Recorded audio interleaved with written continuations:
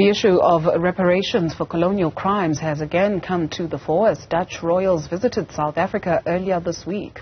The royals were greeted with protests outside the South Lodge in Cape Town on their first official visit to the continent. A group of angry descendants of indigenous people of the Khoi and San, who were displaced more than 300 years ago by Dutch colonizers in what is now known as Cape Town, called for reparations for the injustices they suffered at the hands of Netherlands. This visit has brought sharp focus to the ongoing debate of reparations. We speak now to Dr. Chidochase Nyere from the Institute of Pan-African Thought and Conversation at the University of Johannesburg. Also from the University of Johannesburg is Dr. Cristiano, Senior Research Fellow at the SA Research Chair in International Law. Thank you very much to both our guests for your time this morning. Dr. let's perhaps start with you, and you can tell us a little bit of history in terms of background to this conversation when we speak about reparations, the relationship between the Netherlands and the continent. Yes, thank you very much, Madam, for the invitation. Well, I mean, reparation is a very timely topic, in fact, and reparation in Africa, of course, and less than 1 year ago, the Prime Minister of the Netherlands, Mark Rutte, officially apologized for the slavery and colonialism in Africa. That, of course, given what happened in these past days in Cape Town, it was not sufficient. But the problem with reparation actually came up at all levels. I mean, a bit more than a month ago, in 19th of September, the UN Secretary General, Mr. Guterres, just issued a report focusing on the repatriation justice for people of African descent, urging that former colonial states,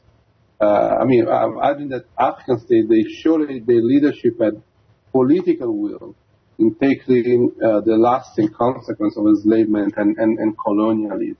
So, I mean, there are initiatives at all levels, and also initiatives at the African level. Of course, reparation can take the form of, can take different forms. It can take a form like public apologies, as Dutch Prime Minister Rutte did last year, but also they're very important. They can take form of education and awareness and rising and restitution and compensation. That it can be a money compensation, but it can also be a land-based compensation related to the independence of African states. So it's a very multifaceted issue. In fact, and it still remain an open wounded for the continent. It seems that last year, yes, ma'am, sorry. Thank you, Dr. Orsi. Dr. Nyere, what is your understanding of whom the Dutch colonized?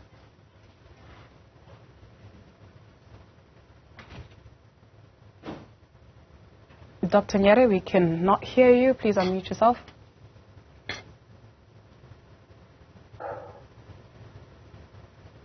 Okay, we're going to work on re-establishing that connection. It appears you can hear us, and we're not able to hear you, though. So let's go back to Dr.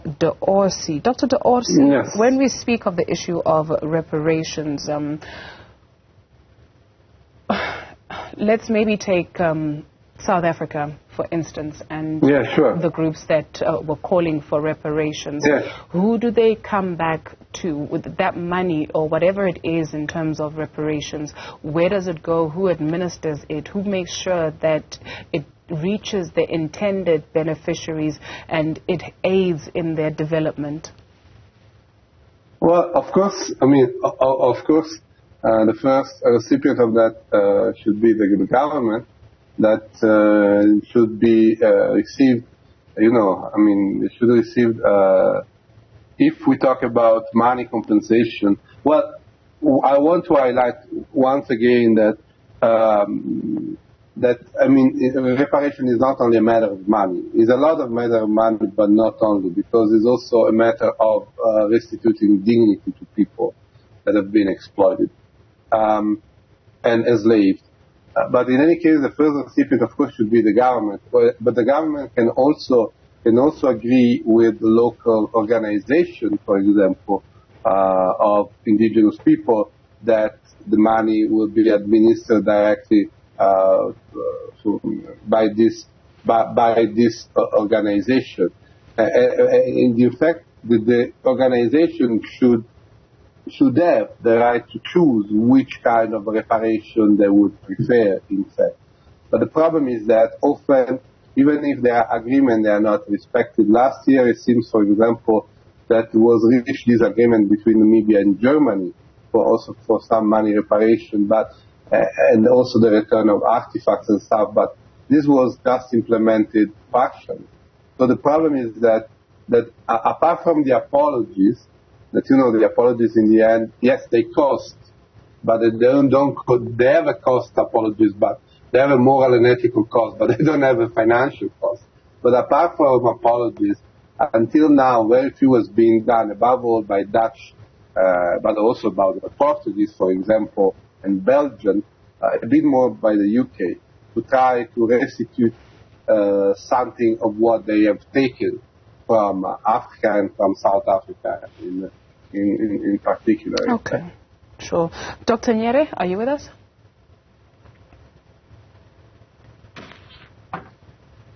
Okay, unfortunately, it would appear that we've also lost our connection with Dr. Nyere, but thank you very much. If you can hear us, Dr. Nyere, and apologies that our connection could not let us be.